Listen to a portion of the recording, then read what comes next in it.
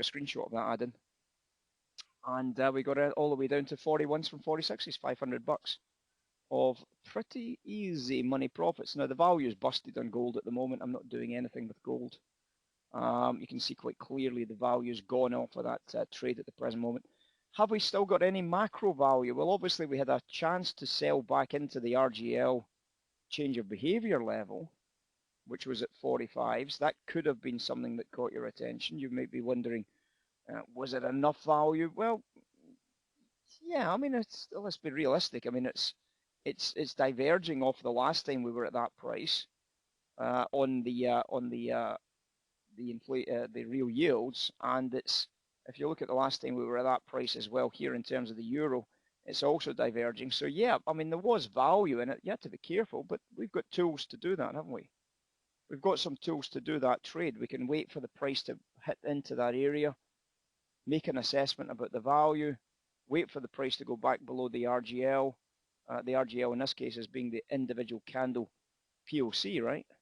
So you wait for the price to go inside the RGL, and then you go for the trade. You take a punt on the opportunity.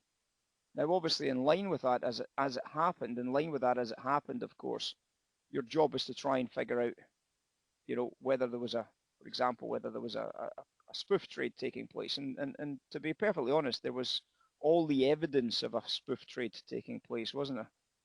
And everybody goes, oh my God, was there a spoof? Tell me not if you didn't get it. But anyway, here's the spoof here. So does everybody see the spoof? First and foremost, the key to the spoof was that we had a level to deal against. Here's the level here. That's the change of behavior level. We had some nice liquidity building. We had this bearish flag here, this bear flag coming into this area. We started to see some higher liquidities. And then we saw a spike in the bids. A spike in the bids. And it brought in, if I zoom in a little bit, I'll get rid of the spike in delta before you'll see a spike in delta at exactly the same time. See it? So there was a spike in bids, a spike in the delta, into a price area that you would have been thinking about selling in the first place because of the relative value divergence. And then when we zoom into that candle, of course, you'll be able to recognize that it was all pinned. The sell came in on the POC, and the POC never lifted up into that price. So it was kind of left exposed on that pin, and you could have simply have put your sell stop order in there. Now, if you sold that at 43.9s, you did sit through a 4-tick stop. My God, a 4-tick stop you sat through, guys. How could you possibly survive that? But anyway, you sat through a 4-tick stop, and then it dropped down beautifully to 42.9s. So you sold at 43.9s. 42.9s is worth 10 ticks, right? So there's your 10-tick profit. So your stops are now at break even. You've got $100. Price comes back up and it pins into this area. Stops you out at break even. And you might say, but could you not have sold here? Yes. Did you get stopped out? No. You're in at 43.5. Your stop would probably be at 44.5 break. So if you sold here, you'd never get stopped out. So that's fair enough. So if you sold in there, that's a fair enough sell. If you didn't get this trade here and that sell, you had this pin here. So you had that trade surely, right? That's an absolute given that you'd have had that sell trade there. Again, you can see that there's not exactly any liquidity in the book to tell us what's going on. But the one thing you can see is that the delta buyer is just not existing. It's just nobody there, is there? So you can obviously understand that this is a relatively easy sell trade opportunity in the retest. And sure enough, if you did sell at 43.7s, it's just traded 42s. You've made 10 ticks and your stops are at break even. Or if you sold 43.5s, it's made 42.2s. You've made 10 ticks and your stops are at break even in both examples. So whatever one you took, you've got another $100. You've got another stop at break even. And just in this last little period here, you've just made yourself $200 profit, and you've got an open position just now which is worth about $120, $130. You're up about $320, $330 on gold at the present moment on a single contract based on 2 lots going in and 1 lot coming out at 10. And that's based on this change of behavior level. It's based on the divergent value that you've got on the screens, and it's based on those simple, easy to see elements of this trade. And then obviously the idea of this pullback sell as well here is that is the second entry price that you got. into that bit of business. That's what you'd have at the moment if you were trading gold. That's the sales you would have at the present moment. Now, I don't like it anymore. I think what's happened is that when we've broken lower than this, what's happened is the value's continued to move higher. You can see the real yield starting to come back off a little bit, but obviously that's the trade setting up. Now, I would obviously look at that and say, well, there's the bracket. That's what I would be using from a bracket. So if I'm going to be thinking about this as a possible, doable buy trade, look at how good that buy trade is in there. It's a perfect example of a perfect location for a buy trade. It's the previous swing low. The value is short-term bullish. We've got a bit of a liquidity grab down here. And obviously, because of that reason, if you are short, I'd be quite happy to book some nice money on this short trade, take some cash off this bit of business, and just be managing out your positions as you come down through this area. You've got the RGL in the background. It's going to bring some liquidity with it, but a break lower out of that RGL could open the door to a very, very reasonable bit of business down here. And that's what you'll be thinking about as a possible buy trade. Bottom edge with the short-term value holding. If the short-term value holds, then that gives us a bit of business to work into. Another live trade we gave everybody, which has turned out to be relatively nice, thank you very much, was the bonds. We tweeted it in advance. We said we're going to be selling the ZB. We said offerings, well, basically it was a top edge at the time, so we were offering a big wholesale handle, 160 evens. And it was brilliant. It was absolutely brilliant. So if we're looking at the ZB contract itself, this is what the ZB looks like. And you can see exactly what we're looking for. You can see exactly what the trade is. You can see exactly what we're trying to do here, right? You can see exactly what the deal is. We sold the 160 evens. We got a nice sell-off. We sold into the pullback. We've got a very nice sell-off going on just now as well. Look at everything that's happening. I said to the guys, I did a classroom on this, and we got a few people kind of acknowledging what we were talking about, which is always a nice thing. And that was that this is the perfect example of a perfect trade. Now, in terms of the bonds, this actual sell in the ultra bond was at 192.26. We got down to the 191.23s. We did $1,000 on a live tweet. I'm saying, was it a live tweet?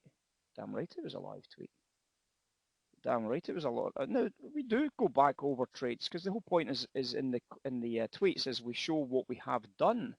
But on the odd occasion, when a trade is setting up, when we're able to tweet it out, we do tweet it out for you guys so that you can take advantage, perhaps, if you're so inclined. And there's 8 likes, Kim. I couldn't believe it. 8 likes. Here it is here. Bonds, an interesting 160 handle offer at the ZB contract. 10.52 this morning, 10.52. The trade took place at 10 past 11, 20 minutes later. 20 minutes later. So the tweet went out on this candle here. That's where the tweet went out. There. That's where the tweet went out. 20 minutes later, you've got exactly what you want. You've got the 160 liquidity. You've got all the ideas behind this trade. You've got all the value lines lining up like crazy. You don't often get it as good as this. But when you get it as good as this, I told you before, if you miss that, you might as well give up trading, guys, because you cannot afford to miss these trades. These are the givens that you've got to have in your book if you're going to trade bonds.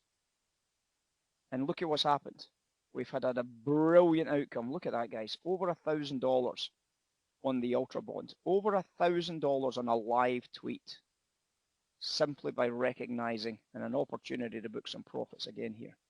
Simply by recognizing the value, a key level, and obviously executing against what ultimately on the bond market actually turned out to be a spoof. Now, it never achieved anything, but obviously they were trying desperately to try and get some delta buyers to show up, but they weren't getting anywhere with those delta buys. The buy had actually come in earlier at 23s on the ultra bond. Sorry, the sales had came in at 23s against the delta that was trying to drive higher. But sure enough, this is just sensational. Just sensational, guys. Couldn't make it up, could you? You couldn't make it up. So I'm delighted for about half a dozen of the traders, because I think about half a dozen traders got that got that bond this morning. So you'll be very, very happy with yourselves, I would imagine. And rightly so, because it's a great trade. It's a fantastic outcome. You've seen it, you've dealt it, you've had a heads up if you, but I would be imagining that the vast majority of you saw it for yourself without me tweeting it. But if you didn't, well, good. That's helped you out then. We've done a good bit of business there, guys. Done a very good bit of business. So welcome in. I hope you're all good this morning and ready to rock and roll. We were kind of right about the bond, the oil price being fully priced in. We started to buy some Brent open oil this morning into an accumulation low, which we talked about in the classroom. This is what happened. So we talked about this bottom edge accumulation here, and you saw we got a level 2, we got a level 2, we got a failed auction into the bottom edge, we got a nice measure, we got a nice measure, we got a 50 pullback, we got a measure, we got some what we did the classroom on yesterday, and that is the bull flag type patterns. And obviously based on the bull flag type patterns, you can see quite clearly what the hell's happening here. It's brilliant. It's absolutely spectacular just how good these patterns are evolving and giving you some incredible gifts of opportunities to try and make some pretty easy cash, guys. I mean, it's just been a brilliant trade on oil. 73.80s up to high price of $75. It's over $1,200 a contract. That's not all it was, because last night we got a sell trade. Here's last night's RGL, Kim. 75.35, 75.25, last night's RGL. What happened? The price dropped into red from the RGL itself and then dropped for about $1,400 straight line into the Brent open. The next RGL also did exactly the same. We had the private inventories number, which is an RGL itself, as an oil inventory number is. The private inventories was an RGL. We got another big sell-off, good profit into prior day low, pull back into that RGL, another sell opportunity at 1:30 this morning. I was still on the desk, so I was able to take advantage of the opportunity to sell back into that. And sure enough, we sold off the 74.80s down to a low price of 73.80s, another $1,000 profit. So $1,000 profit on that sell there. That was $1,000 for the oil traders there. And then we got another $1,000 sell off there. And then we got a $1,000 buy there. $3,000 a contract. Pretty good stuff, isn't it? Pretty good stuff, guys. Oil at the moment, as I said to the guys earlier, not an awful lot on the screens for me just now. But oil doing its own thing, starting to catch some bids and offers. Looking at the spreads, I do not like one little bit this higher print. It's not brought Brent with it at all. And when we look at the crack spread, it's actually starting to lose a bit of the crack spread traders as well. So that's quite an interesting setup. We also talked about Sigma this morning. We'll go back over that conversation if it's of any interest. It didn't seem to be particularly interesting for anybody in the room this morning, so I don't know if we'll bother mentioning it again. It's just a bit of a trigger signal. But we'll try and see what else there is for classroom this afternoon. If anybody's got any specific questions, we'll obviously go back over them this afternoon in classroom. So welcome in, guys. In terms of